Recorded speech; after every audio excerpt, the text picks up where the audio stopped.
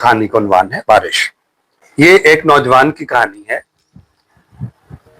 बल्कि यूं कहना चाहिए ये एक नौजवान के नामुकम्मल इश्क की दास्तान है। तनवीर अपनी कोठी से बारिश में नहाती हुई दो लड़कियों को देखता है। उनमें से एक लड़की पर फिफ्ता हो जाता है। एक दिन वो लड़की उससे लिफ्ट मांगती है और तनवीर को ऐसा महसूस होता है कि उसे अपनी मंजिल मिल गई है। लेकिन बहुत जल्द उसे मालूम हो जाता है कि हम कहानी की तरफ बढ़ते हैं। मूसलाधार बारिश हो रही थी और वो अपने कमरे में बैठा जल थल देख रहा था। बाहर बहुत बड़ा लॉन था जिसमें दो दरख्त थे। उनके सब्ज पत्ते बारिश में नहा रहे थे। उसको महसूस हुआ कि वो बारिश की इस योरश से खुश होकर नाच रहे हैं। उधर टेलीफोन का एक खंभा गिरा था। उसके फ्लैट के ऐन सामने ये भी बड़ा मसरूर नजर आता था। हालांकि उसकी मुसर्रत की कोई वजह मालूम नहीं होती थी। उस बेजान शय को भला मसरूर क्या होना था, लेकिन तनवीर ने, जो कि बहुत मखमूम था, यही महसूस किया कि उसके आसपास जो भी शय है खुशी से नाच गा रही है। सावन गुजर चुका था और बाराने रहमत नहीं हुई थी। लोगों ने मस्जिदों में इकट्ठे होकर दुआएं मांगी, मगर कोई नतीजा बरामद ना हुआ। बादल आते और जाते रहे, मगर उनके थनों से पानी का एक कतरा भी ना टपका। आखिर एक दिन अचानक काले काले बादल आसमान पर घर आए और छाजों पानी बरसने लगा। तनवीर को बादलों और बारिशों से कोई दिलचस्पी नहीं थी। उसकी जिंदगी चटियल मैदान बन चुकी थी जिसके मुंह में पानी का एक कतरा किसी ने ना टपकाया हो। 2 बरस पहले उसने एक लड़की से, जिसका नाम सुरैया था, मोहब्बत करना शुरू की, मगर एक तरफा मोहब्बत थी। सुरैया ने उसे दरखोरे इतना ही ना समझा। सावन के दिन थे, बारिश हो रही थी। वो अपनी कोठी से बाहर निकला जांगिया पहनकर कि नहाए और बारिश का लुत्फ उठाए। आम बाल्टी में पड़े थे। वो अकेला बैठा उन्हें चूस रहा था कि अचानक उसे चीखें और कहके सुनाई दिए। उसने देखा कि साथ वाली कोठी के लॉन में 2 लड़कियां बारिश में नहा रही हैं और खुशी में शोर मचा रही हैं।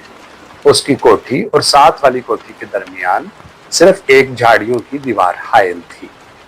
तनवीर उठा, आम का रस चूसते हुए वो बाड़ के पास गया और गौर से उन दोनों लड़कियों को देखा। दोनों महीन मलमल के कुर्ते पहने थी जो उनके बदन के साथ चिपके हुए थे। शलवार चूंकि लट्ठे की थी, इसलिए तनवीर को उनके बदन के निचले हिस्से के सही खद्दोखाल का पता ना चल सका। उसने पहले किसी औरत को ऐसी नजरों से कभी नहीं देखा था जैसा कि उस रोज जबकि बारिश हो रही थी। उसने इन दोनों लड़कियों को देखा। देर तक वो उनको देखता रहा जो बारिश में भीग भीग कर खुशी के नारे बुलंद कर रही थी।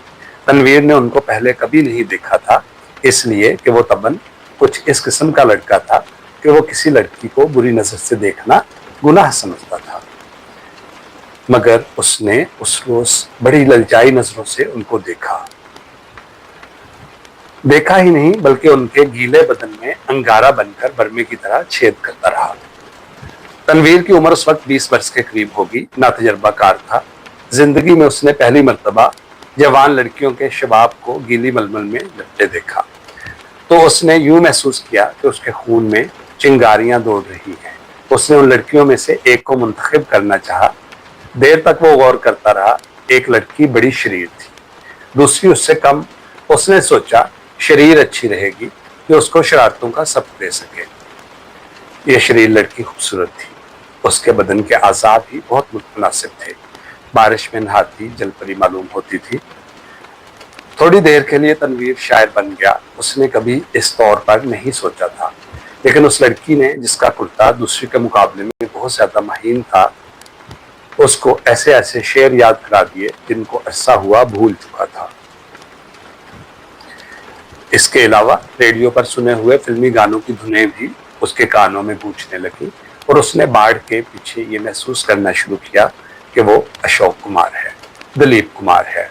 फिर उसे कामनी कौशल और नलिनी जेवत का ख्याल आया, मगर उसने जब इस लड़की की तरफ इस गरज से देखा कि उसमें कामनी कौशल और नलिनी जेवंत के खदोखाल नजर आ जाएं, तो उसने उन दोनों एक्ट्रेसों पर लानत भेजी।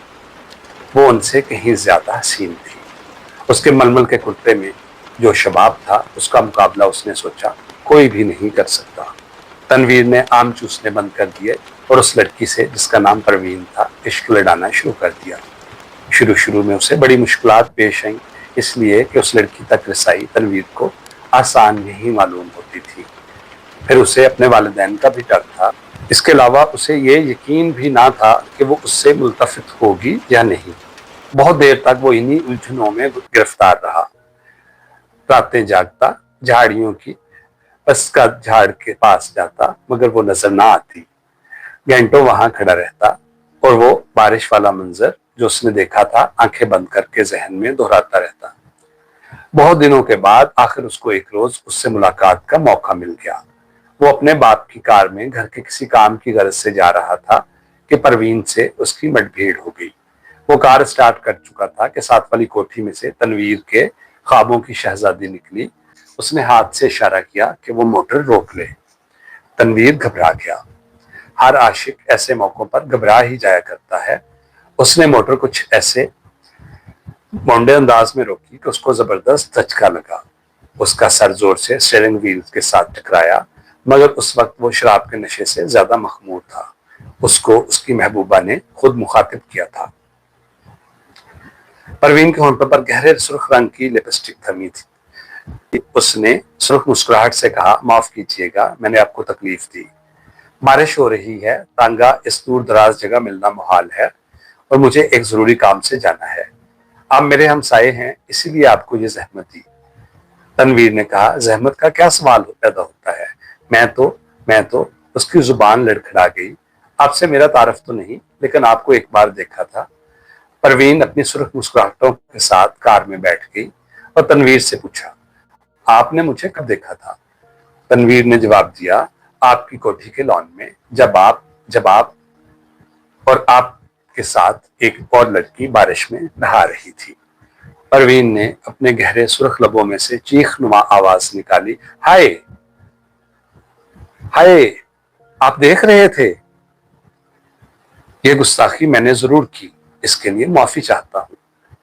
پروین نے ایک ادا کے ساتھ اس سے پوچھا، آپ نے دیکھا کیا تھا؟ یہ ایسا سوال تھا کہ تنویر اس کا جواب نہیں دے سکتا تھا، آئیں بائیں شائیں کر کے رہ گیا۔ جی کچھ نہیں، بس آپ کو، میرا مطلب ہے کہ دو لڑکیاں تھیں جو بارش میں نہا رہی تھیں اور خوش ہو رہی تھیں، میں اس وقت آم چوس رہا تھا۔